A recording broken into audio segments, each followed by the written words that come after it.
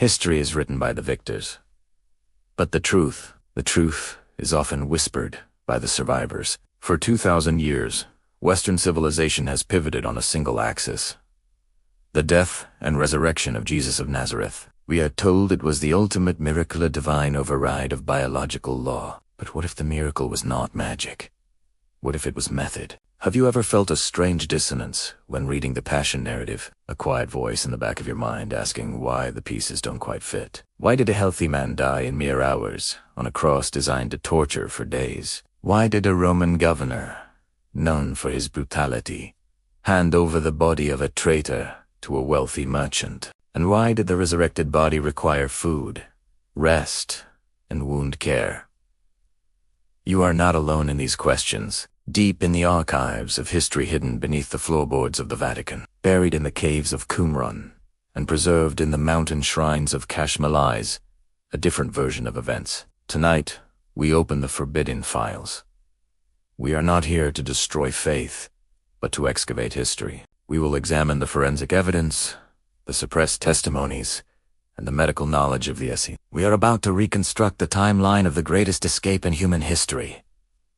The story you know is a dogma. The story you are about to hear is a strategy. To understand what happened on Golgotha, we must first understand the machinery of Roman execution. Crucifixion was not merely a method of killing. It was a state-sponsored theater of terror. It was an industrial process designed to maximize agony and delay death. Historical records verify that victims of crucifixion lingered for days, sometimes 3, sometimes 4, dying slowly of asphyxiation, dehydration, and exposure. Yet the Gospel of Mark tells us that Jesus breathed his last after only 6 hours. Even Pontius Pilate, a man who had authorized hundreds of executions, was stunned. Mark 15:44 records his disbelief. Pilate was surprised to hear that he was already dead. Why was an experienced Roman prefect skeptic? Because a 6-hour death was a statistical impossibility for a physically fit man in his 30s. Unless the death was a simulation. The historian Flavius Josephus, writing in the 1st century, gives us a crucial clue. In his work, The Life, Josephus recounts seeing 3 of his friends crucified. He begged the Roman commander Titus to take them down. They were removed and given immediate medical care. 2 died, but 1 survived. Josephus proves a historical fact often ignored by the church. Crucifixion was survivable if the victim was removed early and treated by experts. And who are these experts? Enter the Essene. While the Pharisees controlled the temple and the Sadducees controlled the politics, the Essenes controlled knowledge. They were the therapeuti, the healers. The Dead Sea Scrolls reveal they possessed an advanced pharmacopoeia, knowing the secrets of roots, resins, and trance states. Archaeology confirms that the Qumran community, with whom Jesus likely studied, knew how to induce a state of catatonia, metabolic slowdown, so deep it mimics death. To the uneducated Roman soldier, a man in this state appears lifeless. To the initiated healer, he is simply waiting to be awakened. Let us look at the death itself. The moment Jesus cries out, "I thirst," a sponge soaked in vinegar is raised to his lips. Immediately after tasting it, he collapses. Tradition calls this vinegar posca, a cheap Roman wine. But in the ancient East, a common anesthetic was the sponge of sleep, a mixture of opium, belladonna, and mandrake soaked in vinegar to mask the bitterness. Was this an act of mercy, or was it the signal to initiate the protocol? Then comes the spear. John 19:34. One of the soldiers pierced his side with a spear, and at once blood and water came out.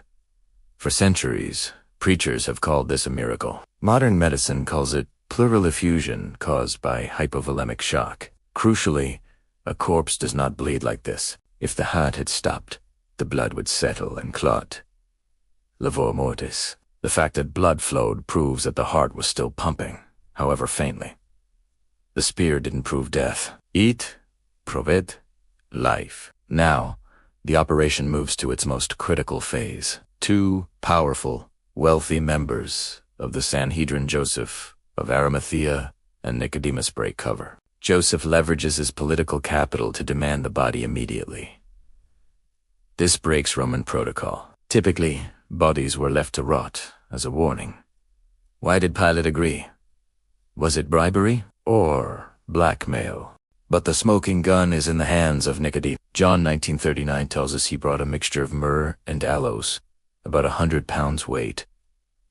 Stop and think about that number. 100 pounds.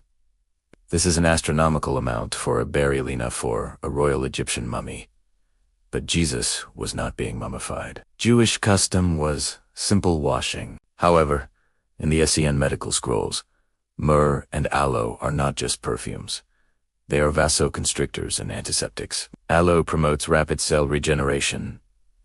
MR stops bleeding. You don't buy 100 pounds of medicine to bury a dead man. You buy it to save a dying one. The forensic evidence on the Shroud of Turin, studied by pathologists like Dr. Frederick Zugiba, shows bloodstains consistent with a living body, not a corpse. The stains reveal that the body was moved, washed, and treated. The resurrection was not a supernatural reanimation. It was a resuscitation. When Mary Magdalene arrived at the tomb, she didn't find a ghost. She found a recovering teacher, disguised as a gardener, perhaps still wearing the workers' clothes of the Essenes who saved him. If Jesus survived, why did the story change? Fast forward to 325 AD. The Council of Nicaea. Emperor Constantine needs a unifying religion for a fracturing empire. A wise human teacher who survived execution is inspiring, but he is not useful for imperial control. A god who conquers death, however, that is a foundation for absolute power. The Swoon theory, the survival narrative, was declared heresy. Texts were burned. The Gnostic Gospels, which spoke of the living Jesus and the illusion of the cross, were buried in the Egyptian sands of Nag Hammadi, only to be rediscovered in 1945.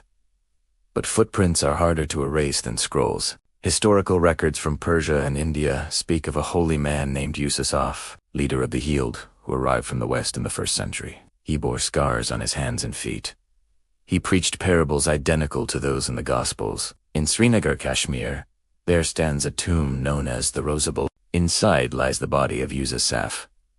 Next to the tomb is a carved stone footprint. It clearly shows the marks of crucifixion wounds. Local tradition, held for nearly 2 millennia by Muslim and Buddhist communities alike, maintains that this is the resting place of Jesus. Consider the psychological evidence of the apostles. They went from hiding in fear to traveling the world with fearless resolve. Did they see a ghost? Or did they see their master alive, devising a plan to spread the message while he retreated to the east, safe from Roman jurisdiction? This is not a conspiracy theory. This is the lost years finally accounted for. It connects the wisdom of the West with the mysticism of the East. We are left with a choice. We can cling to a narrative constructed by Roman emperors to consolidate power, or we can embrace a truth that is scientifically plausible and spiritually profound. If Jesus did not die on the cross, his sacrifice is not diminished. It is transformed. It means he faced the full terror of the Roman machine, endured the agony of torture, and through the wisdom of his community and the resilience of the human spirit, he survived to continue his work. The church wanted you to worship a death, but perhaps the true message was always about life. The discovery of the Dead Sea Scrolls, the forensic analysis of the Shroud, and the existence of the tomb in Kashmir are not threats to faith. They are invitations to a deeper maturity. They tell us that the kingdom of heaven is not a post-mortem reward for the obedient. It is a state of consciousness achieved by those who, like the Master, have the courage to face death and choose life. The tomb is empty, not because he vanished to heaven, but because he walked out and kept walking.